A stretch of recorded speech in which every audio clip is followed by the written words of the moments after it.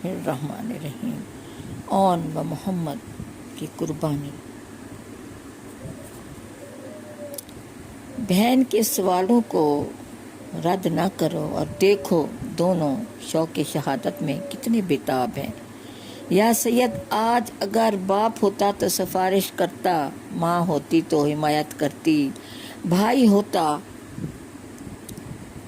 ہوتا تو سفارش کرتا، مگر نہ باپ ہے، نہ ماں، نہ بھائی ہے اور نہ نانا۔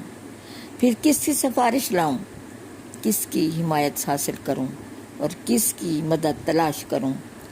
ماں فاطمہ کی چادر پاک کا صدقہ میرے بچوں کو میدان میں جانے کی اجازت دیجیے۔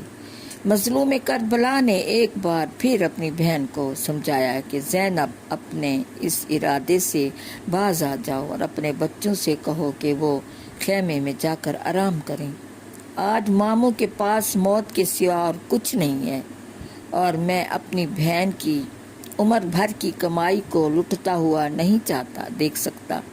بہن زینب نے پھر پاؤں پکڑ لیے اور پھر دستے سوال بڑھا دیا کہ بھائی حسین سخی باپ کے بیٹے ہو، سخی ماں کے لخت جگر ہو اور سخی نانے کے نواسے ہو۔ بہن کا کاسا گدائی میں بھی خیر ڈال دو، ورنہ میں قیامت کے دن نانا مصطفیٰ صلی اللہ علیہ وسلم کو کیا جواب دوں گی؟ باپ علی کو کون سا منہ دکھاؤں گی اور ماں فاطمہ کے پاس کس طرح جاؤں گی؟ اور یا امام آپ فکر نہ کریں، انشاءاللہ میرے بچے اگرچہ 9-10 سال کے ہیں مگر علی کی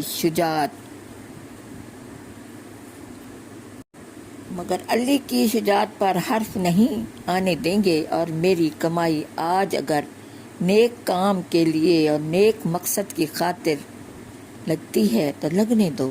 اور پھر سیدہ نے اپنے بچوں کو اشارہ کیا تو اون و محمد نے مامو جان کے پاؤں چومے اور پھر التجا کی، مامو جان آپ ہماری کم سنی پر نہ جائیں، ہماری رگوں میں بھی شیر خدا کا خون ہے اور انشاءاللہ ہم اپنے چھوٹے چھوٹے تیروں، چھوٹی چھوٹی تلواروں سے دشمن کی صفیں الٹ دیں گے اور یزیدی لشکر کو بتا دیں گے کہ علی کا گھر بھی کیا گھر ہے، کہ جس گھر کا ہر ایک بچہ جسے دیکھو وہی شیر خدا معلوم ہوتا ہے۔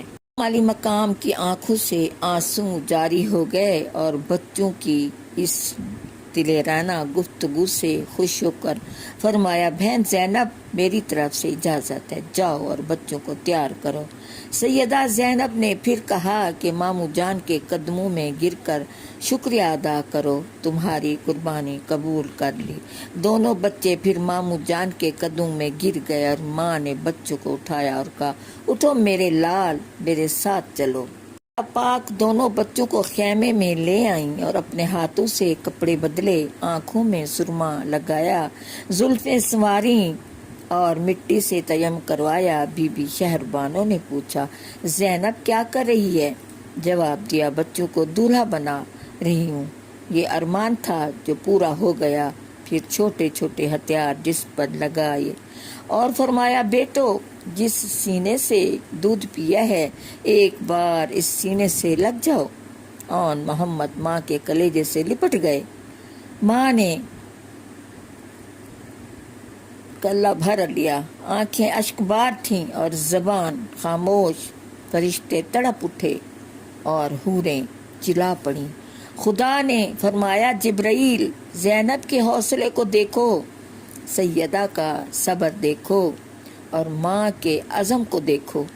اگر مجھے سیدوں کا امتحان مقصود نہ ہو تو قیامت تک میں زینب کا یہ بچوں کا ملنا